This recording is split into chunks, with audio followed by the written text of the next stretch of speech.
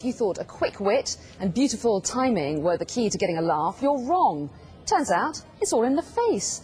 A scientific study of 20 top stand-up comedians has produced this composite image. Can we have a look at it? Of the features which tickle our funny bones. They include a round face, wide nose, big lips and large eyes. Well, joining us now is the comic described by scientists as having the perfect face for comedy, Ricky Gervais. Good afternoon to you, Ricky. Seems you've got a funny face. Hello. Apparently, round, wide nose. The good news is I can only get funnier because I've been working on the face for quite a few years now.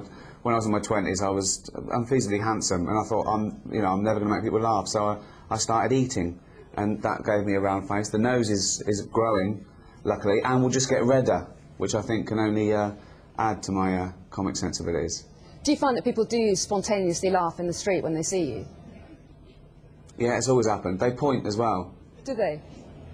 That's quite embarrassing, isn't it? They point and laugh. What do you think? Have you seen this e-fit that they've produced, which they say is the perfect face for comedy?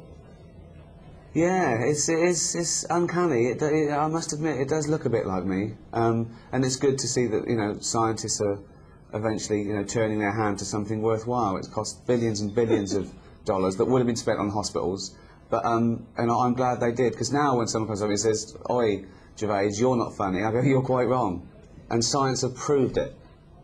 And do you think that is the secret to your success? Your face? It's nothing else. It's not apparently, what you say. I'm just funny on a genetic level. It wasn't the writing or the directing or the acting. It was because I have a round, fat, girly face. Well, why do you think that is? I mean, scientists do, not why have you got a round, fat, girly face, but why is it that people tend to find that funny? Do you think they find it unthreatening?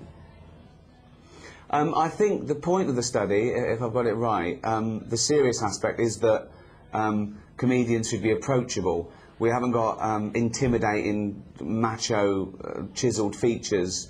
We're approachable. I think comedy's about empathy, and I think if you like someone, you like the look of someone, on a subliminal level, then you're more likely to laugh at them or with them or whatever. So I think that's probably the serious aspect of it, that comedians are friendly looking, and friendly people are more likely to be funny than scary looking people. Does that work as far as you're concerned? Are there people that you find particularly funny? Are there faces you see and you can't help laughing?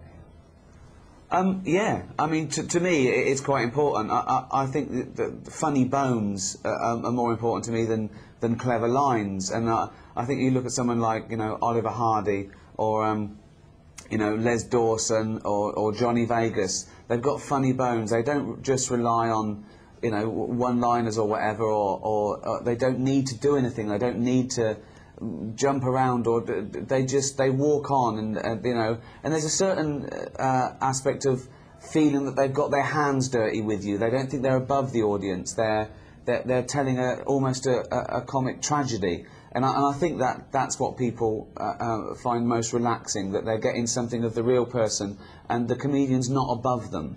I think if you go out and you say you arrived in a limo and you've got sharp suits and you talk down to people, you could laugh, but you won't really engage with the comedian. I think that's the important thing: approachability, empathy. But your character, Andy Millman, in Extras, is frustrated that he has to look funny in order to be seen to be funny. He's frustrated, isn't he, that he has to wear a wig and silly glasses to make people laugh?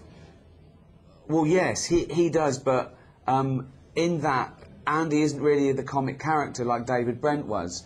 Andy's much more of a normal person, like Tim in The Office. Really, he reacts to people. Andy is almost the straight man in Extras. The funny lines come from Barry off EastEnders and some of the celebrities who sort of play the egomaniacal putzes. Whereas Andy's just been dealt a rough hand, but he's more of a straight man, and we did that on purpose to take it away from The Office a little bit. So you're either a Stan or an Ollie. You're either a Brent or a Tim, and it just depends really, because you do need both. You need someone in there that represents the viewers.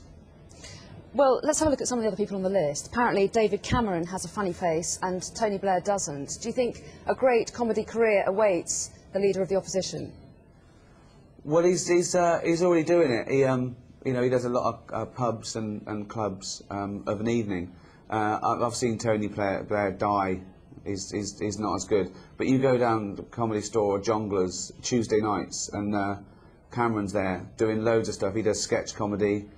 He does a lovely little thing with balloons where he's naked. And I shouldn't be telling you this because he does it under a false name. But he's amazing.